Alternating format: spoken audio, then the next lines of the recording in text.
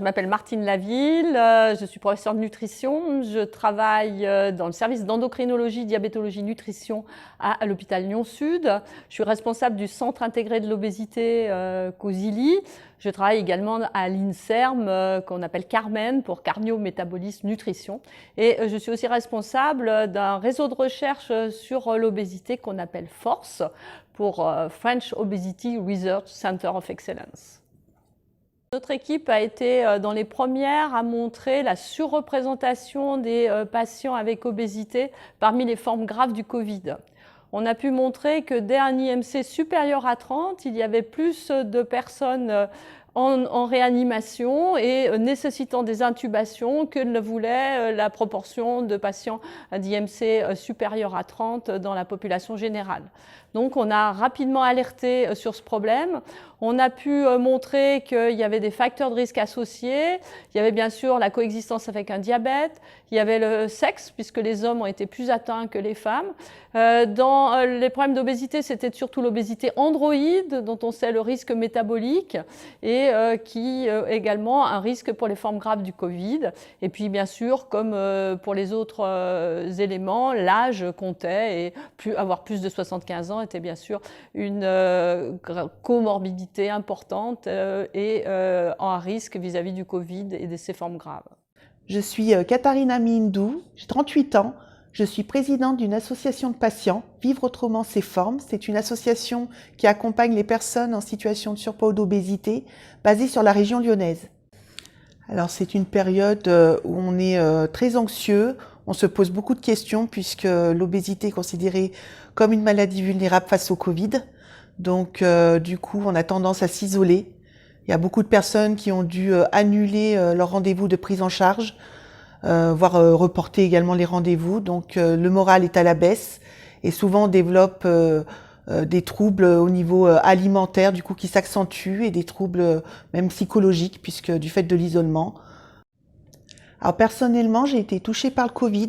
Je suis partie en hospitalisation, dont une semaine en réanimation. Ça a été une période très compliquée.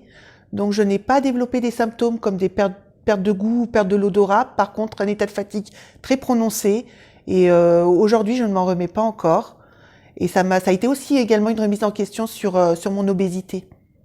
Alors beaucoup de questionnements autour de la vaccination. Nous savons aujourd'hui que les personnes en situation d'obésité sont plus vulnérables face au Covid et développent des formes beaucoup plus graves et se retrouvent en réanimation.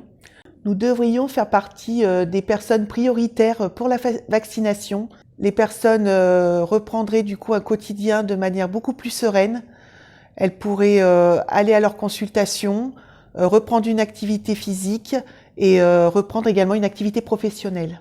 Alors, au vu de ces données qui nous ont inquiétés, on a alerté d'abord les autorités sanitaires. On est remonté à l'HAS, à la DGOS pour essayer de montrer qu'effectivement, il fallait protéger les patients vivant avec obésité par rapport à ce Covid. Malheureusement, notre message est très bien passé, un peu moins vis-à-vis des autorités puisqu'on n'a pas eu les remboursements qu'on souhaitait, notamment pour des consultations en visio pour les diététiciennes pendant la période de confinement, mais auprès des patients. Les patients se sont rapidement reconnus dans ces personnes à risque et ont eu tendance à se surprotéger. Et même lorsque le confinement a été levé, elles ont continué à s'auto-confiner. Leur entourage a voulu les protéger, mais ça a conduit plutôt à un isolement. On a observé une diminution des consultations médicales de nos patients usuels qui avaient peur de venir à l'hôpital.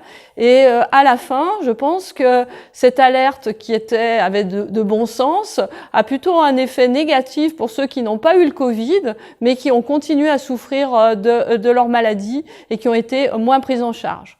On souhaite avoir le vaccin le plus rapidement possible pour nos patients, parce que ça sera le seul moyen de l'élever de cet isolement dont on parlait. Vous savez qu'il y a eu une liste publiée des patients qui étaient prioritaires vis-à-vis de cette vaccination, que les patients atteints d'obésité et les patients atteints de diabète n'en font pas partie. C'est maladie chronique avec plus de 2 défaillances d'organes, donc il faut vraiment être très malade. Donc bien sûr, on est à nouveau remonté vers les autorités de tutelle pour essayer de faire changer cette liste. Je crois que le vrai problème, c'est que ça concerne énormément de monde, puisque les patients vivant avec obésité, bien c'est pour les adultes, on sait que c'est plus 15% de la population française, et malheureusement, nous sommes encore en grand manque de vaccins. Mais je pense que dès qu'il y aura une plus grande disponibilité, il est indispensable que les patients avec obésité soient très rapidement vaccinés. Il va y avoir une cohorte nationale qui va permettre le suivi de l'efficacité vaccinale de différents vaccins avec la recherche des anticorps. Et on souhaite que nos patients vivant avec l'obésité fassent partie des gens qui pourront être suivis. Et si tout va bien, on fera un appel à la population vivant avec l'obésité pour faire partie de ces essais.